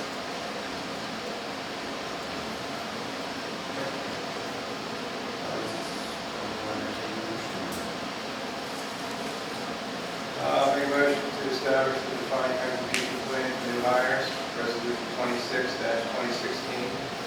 Is there a second? One second. All in favor? Aye. Let's see, so next up, establish deferred compensation plan for employee pre-tax compensation, or excuse me, contributions, and turn it over to you again. The deferred compensation plan is a supplemental plan. It's employee money only. If someone desires to put additional money away for retirement, they can choose to put that money into this plan. There's no tax or contribution to it. It is pre-tax, and it would be a supplement to the other deferred compensation plan that we have. Currently, we're with VALIC, and its provider is ICMARC. As it's currently proposed, the cost of the ICMARC plan is about 50 basis points less than the incumbent plan. We got feedback from the employees that would like to keep the VALIC plan and add the ICMA. And the state was recommending adding the ICMARC as another option. Really isn't any cost to the town. It's a payroll deduction, and employees can select where they invest their money. Comparable to a 401k plan in the private sector. Correct.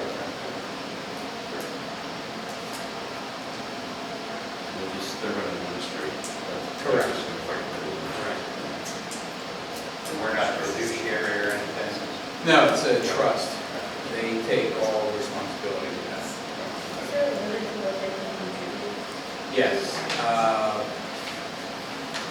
IRS limitations are actually on the 457 plan. I think it's somewhere in the, I want to say the 18 to 25% range. I'm not an expert in technical. But yeah, there's either a dollar amount or a percentage. I think maybe a dollar amount. It's like $18,000 a year.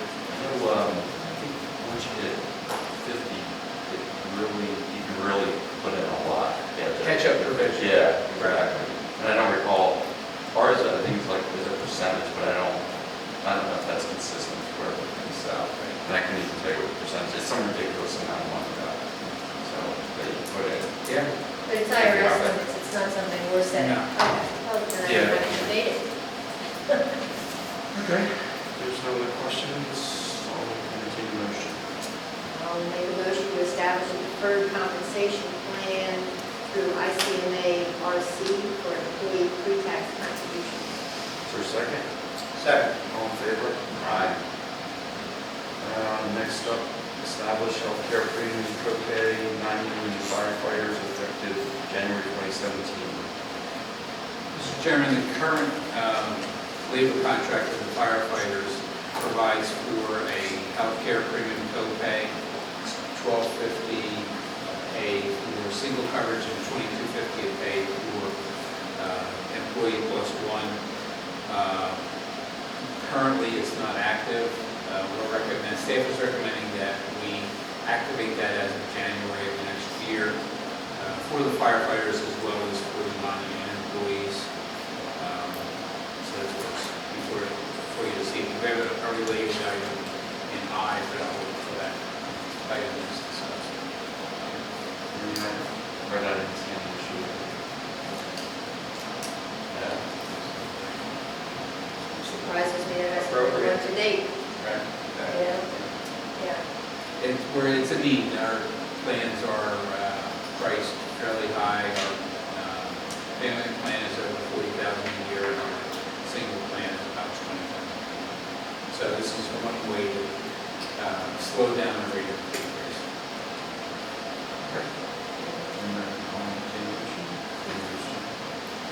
Yeah, make a motion to establish a healthcare premium copay for non-union firefighters effective January 27th.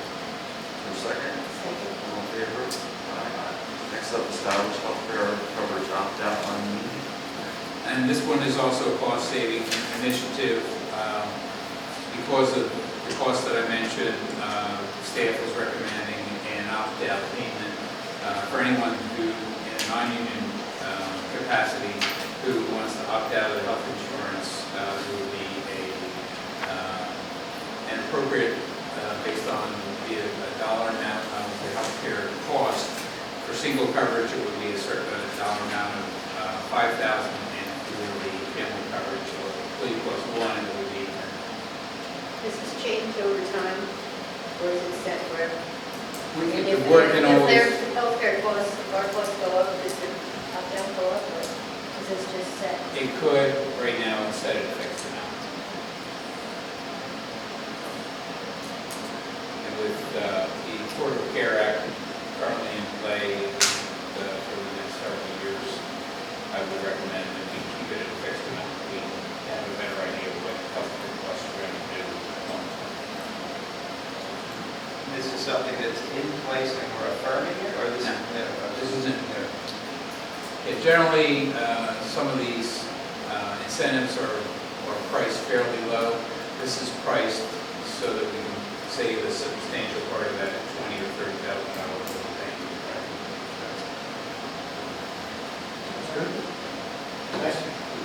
I'll make a motion to establish healthcare coverage opt-out for non-union employees. Is there a second? Second. All in favor? Aye. Do we need to put the dollars in? Okay. Actually, I'm sorry, yes, you do. Add that motion to say $5,000, a single person, $10,000. I move as amended. Everybody, all in favor? Yes. Yes. All right, good call. For the budget workshop, workshop schedule, is that a motion or just is this an announcement? It actually should be I believe it should be a motion because we need to advertise those dates. Those are going to be public meetings. Should just do that as an announcement? Yes, please. Right, I'll take this one. I make a motion that we advertise our 2017 budget workshop schedule for the 3 following dates: Thursday, October 20th, 5:30 p.m., Thursday, October 27th, 5:30 p.m., and Wednesday, November 2nd, 5:30 p.m. Is there a second? Second. Sorry, I figured that out. Then I assume we're all in favor? Yes. Okay. Next up, authorize municipal building space needs and site analysis by Bernardin dated, I think it's the letter dated 7/28/16. Mr. Chairman, this is part of the goals and priorities discussions that we've been having for the last several months. And one of the outcomes of it is that we need to consider our facility needs. We need this complex here. And so there was some money put aside by the board earlier this summer towards that purpose. What we're asking for tonight is based on the proposal from Bernardin. The cost is under $12,000. Take a look at the needs in the building and take a look at the site and see conceptually what options we may have available to improve the facility. So 2 questions about it. So right now we're saying the current electrical power occasionally outstrips the existing electrical service to the building. So that's something that could be done without the building, right? I mean, that's just going to be addressed as part of the whatever approach we take. I believe that's talking about the cable, the underground cables that come in from the road to this facility. Okay. Okay, so it sounds like we need an upgrade basically there. Then the other thing, 2 existing district justice courts in the East Wetland area may be included. Is that something we would get money for if we did include that, or? In theory, it would be. I've been in discussions with folks from the courts regarding possibly hosting some type of site here. Their timeline is faster than ours, so it's not likely that we'd be able to provide that space. If this does move more quickly, that's possible as well, and yes, we will get rent. Okay. Pretty significant rent for doing that. I imagine it's prestigious to a degree, but I would rather accept that. Convenient. And it's convenient for us, we don't have to send our officers Yeah, that's out. good. Great, yeah. Plus, we would have 2 courts paying rent. That's unusual because we're serviced by 2 courts. Oh, that's And those courts would service Bridgewater Township, East Wetland Township, West Wetland Township. I forgot about that. Yeah. So we would be the landlord for 2 separate courts. Timing-wise, they're already looking now. So They that's need why- space quicker than we can make it available to them. We can still continue discussions with them, sure, it kind of depends on how quickly we do it. I'm not rushing you, I just want you to be correct.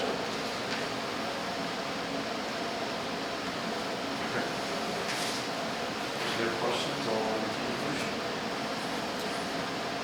Yeah, no, I think it's definitely a needed and will be helpful to have. Make a motion to, let's see, authorize the municipal building space needs and site analysis by Bernard. Is there a second? I'll second. All in favor? Aye. Next up, reactivate 2016 capital improvement fund plan spending. I don't know if we should give us a list of things that we're talking about. Yes. That's the car replacements. Car replacements, computers, bunch of stuff. There was an email that I had in your packet, it was dated August 15th. And the grand total, let me backtrack.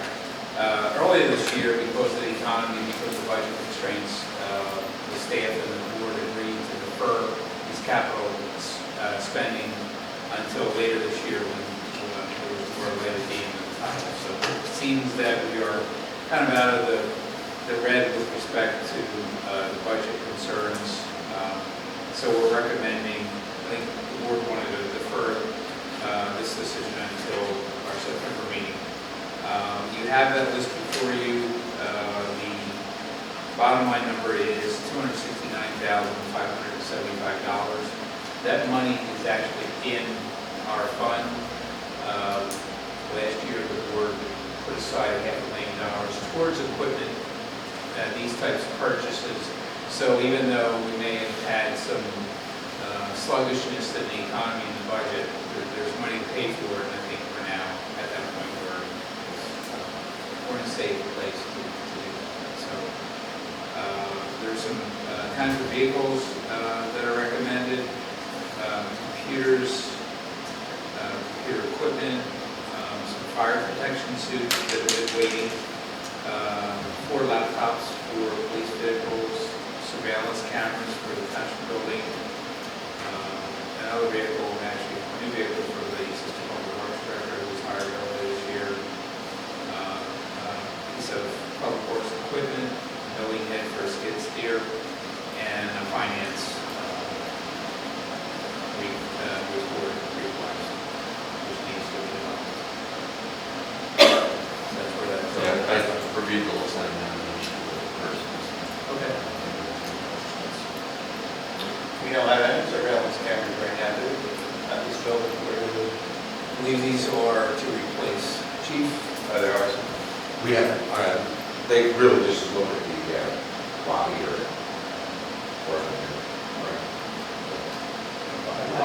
Oh, the question was, do we have surveillance cameras already? I think some of them are going to be at the new public works facility, and they're going to be able to see the front parking lot of this building. Yeah, we only have 2 of these, right? Existing are lobby and back room. The side of the building. This room. Yeah. Entertain a motion if there's any other questions. I can make a motion, do I need the total amount? I think it would help. So, Yeah. yeah, have it ready for. It's 260. I make a motion to reactivate the 2016 capital improvement fund plan spending in the amount of $269,575. Is there a second? Second. All in favor? Aye. Next up, a motion to authorize employees to drive township vehicles. And this is probably a little more elaborate than that. Well, this is just to formalize an existing practice. There are certain employees that are authorized to drive around the township for business reasons, and then there's also employees that are authorized to take cars home with them so that they can respond directly from home. So we've itemized that on the list to the board, and that's before you this evening to formalize that. Practices been in play here for a number of years. It's a standard practice. We just want the board to formally authorize the use of these vehicles for ourselves. Going forward, you and I talked about this a little bit. The plan is to have this as a regular agenda item for the reorg meeting. Correct. So it should be reviewed annually. Correct. Any questions? No. Entertain a motion. I make the motion to authorize the certain employees to drive township vehicles provided in the list from township manager. Is there a second? A second. All in favor? Aye. And next up, this is a yearly thing, I'm not percent sure. Acceptance of the 2017 minimum municipal obligation for the police, non-uniform, and firefighter pension funds.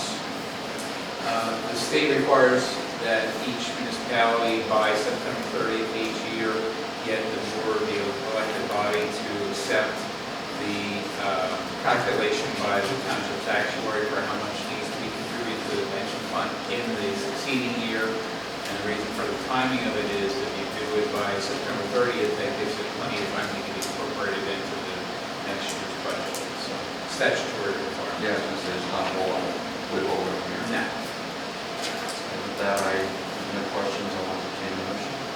Make a motion to accept the 2017 minimum municipal obligation of police non-uniform and firefighters pension a second? Second. All in favor? Aye. And bit of good news. Oh, yeah. I mean, everybody accepts this amount. We received the top bid of $501,000 for our old public works building, which I think is probably a very good amount of money. It was good. It was a good bid. I think two good bids, but this one was obviously superior. I don't know that we need to say a whole lot more. Unless somebody expects more. I'm fine with that. Staff recommends accepting the high bid. Entertain a motion. I make a motion to award a contract in the amount of $501,000 for the sale of the township garage at 158 Plank Road. The only thing I'll add, John, should we say who we're awarding it to? Or does that matter? I think that would We be have it, but transparent. So I'll just amend the motion, just say that we're awarding it to Side Temple, 81 Marble Farm Drive in Downingtown, Pennsylvania. Is there a second? Second. All in favor? Aye. So that motion allow, Okay. the next one, yeah. So, needless to say, I have to sign the agreement of sale for the township garage, but we need a motion to authorize me to do that, so. I'll make a motion to authorize the board chair to sign the agreement of sale for the township garage. Is there a second? Second. All in favor? Aye. Next up, motion to award the sale of surplus vehicles and equipment. I don't know, Bill, if you have any. Well, we listed these vehicles and surplus equipment on municipal bid, which is our normal auction site for municipalities. We always do well there, and I think we've done well again.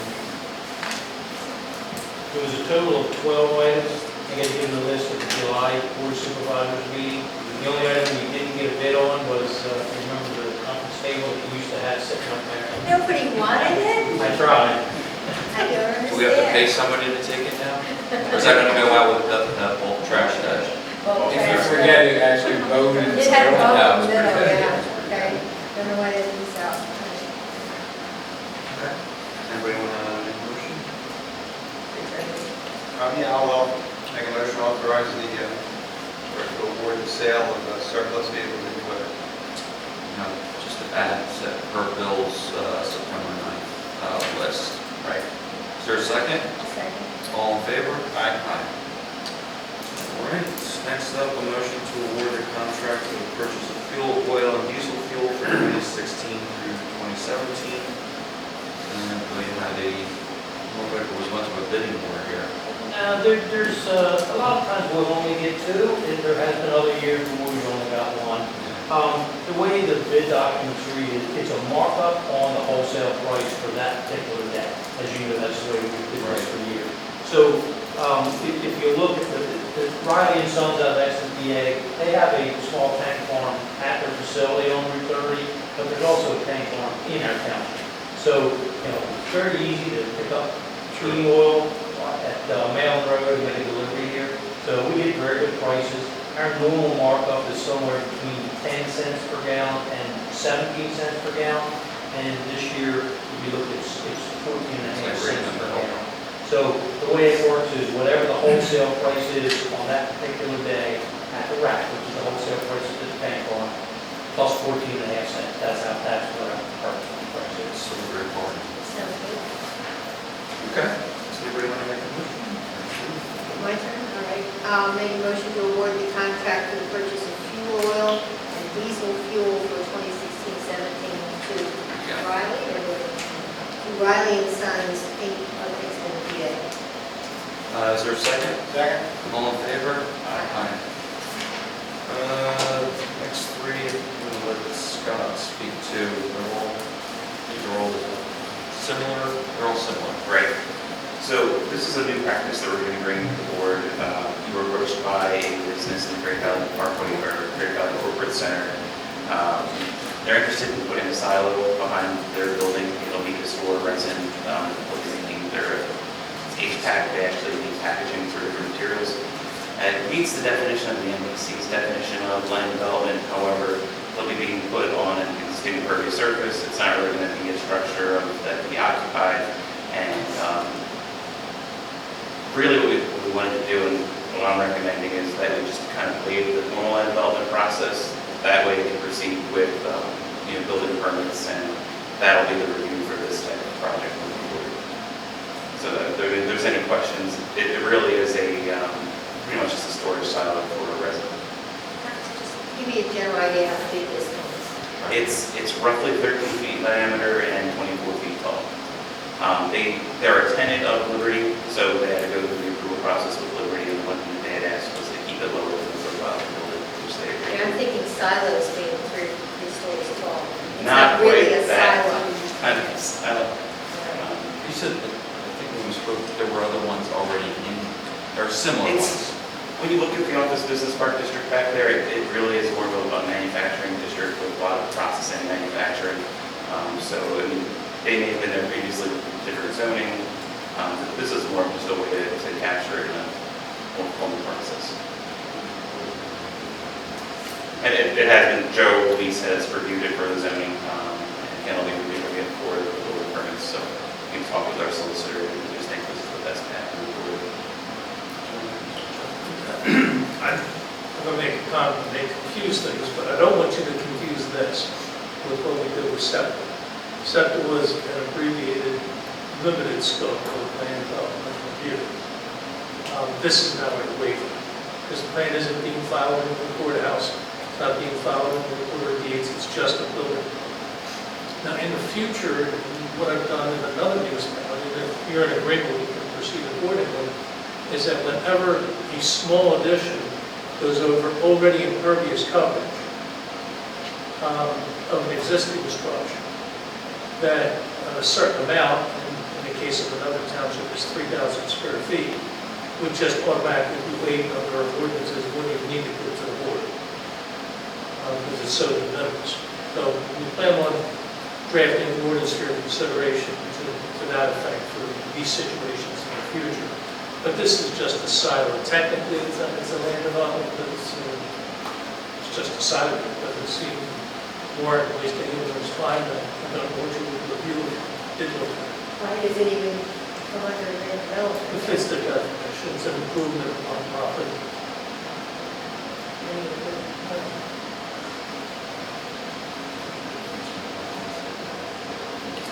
Do we even have to make a motion to waive anything? Well, at this point, you do, because we didn't change the ordinance. Yeah, no, I mean, the one thing to consider too is it still goes under the scrutiny of the permitting process. Right. So, it's not like it's a pass or anything, it's just, it's not really needed. There's no real scrutiny needed around the land development part of it. So, I saw the photo of the silo, I agree, I don't really, in my own mind, think that's a land development process issue. So somebody still looks to see that it is in a tank that's going to leak or something like that? Right. Okay. Yeah, that's Yeah. where it's going. Okay. Any other questions or? Everyone take a motion? Make a motion to waive land development process to install a plastic resin storage silo at 2733 Great Valley Parkway. Provide us with the permitting process. Is there a second? Second. All in favor? Aye. Sorry, I crammed these three together, there's really this one and then the other two, for those extensions, so I'll turn it over to you, Scott. I would say just following the practices of the last few meetings, when applications are set to expire, we're going to be bringing them to the board for formal approval. So items T and U, T is in reference to the Lytle development plan, extending their review process until November 30th, 2016. And then U is for the Great Valley Corporate Center Master Plan for their Leeds Use project, extending that month until November 26th, 2016. You have a written request from the developers? Yes, I have 2 letters in writing. Something we've done in the past, so. I'm sorry, October 26th. Yeah, I figured. We would have straightened it out in our motion. Yeah, personally, I don't have an issue with it. Either one. They need design, sure. Make a motion on, I guess not, make them separately. Yeah. Make a motion to grant an extension of time for review of the land development plan for Lidle, 249-255 Lancaster Avenue until November 30th, 2016. Is there a second? Second. All in favor? Aye. Yeah, Are we doing that as well? All right.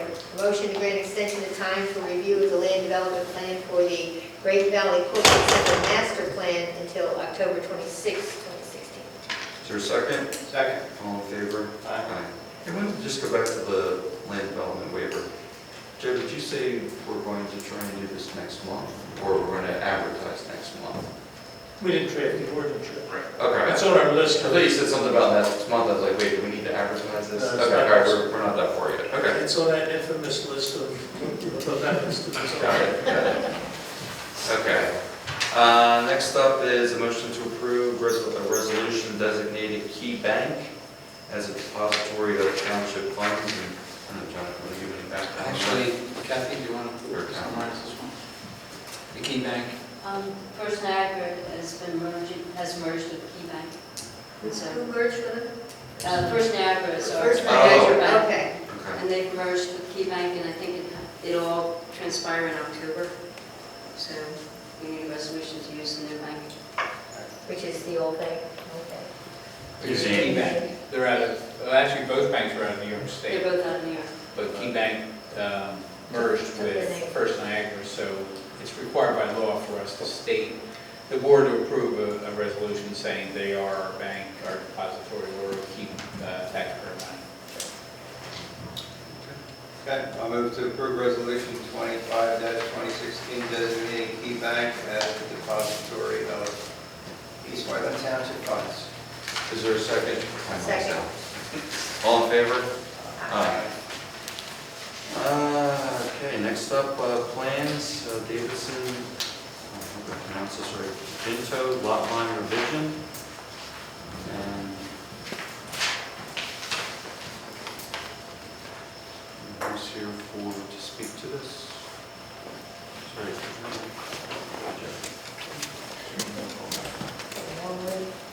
Thank you. Okay, sorry, my mic was out.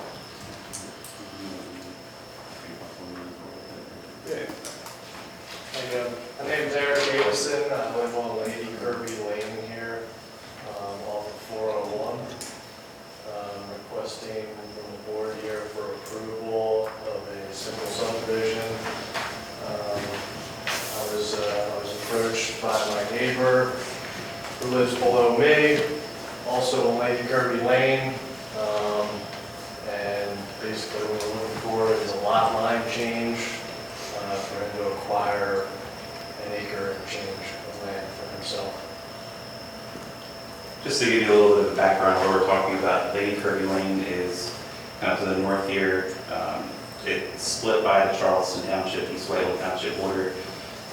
The parcel in question that will be conveyed from the Jintos to Benson is 42-3-2, which you can see here. This is the Benson property down here, 42-3-3. The parent property is actually in Charleston Township, but the property that will be conveying land is actually entirely in East Whiteland Township. I believe there's some existing features from Mr. Benson's property that are on that property, and this lot line change will kind of shore that up. When you look at the subdivision plan, you can see just exactly where the property will be conveyed. Parcel 2 is the parcel that begins in East Whiteland Township. They are conveying approximately 1 acre to Mr. Benson, which you can see down here. This will be conveyed to this property, and it's just pretty much a simple lot line change. Okay. I think the clerk will still turn after this, so I'm okay with this. I'm sorry. I'll entertain a motion to approve the plan. It's actually a resolution. Oh, right, okay, sorry. The resolution was on. Yeah, I forgot this is the new way. It's gonna take me a couple meetings before I get used to that, Joe. So, I do not have the resolution in front of me, so I'm assuming it basically, okay. Oh, all right, that, okay, we got it. All right, thank you.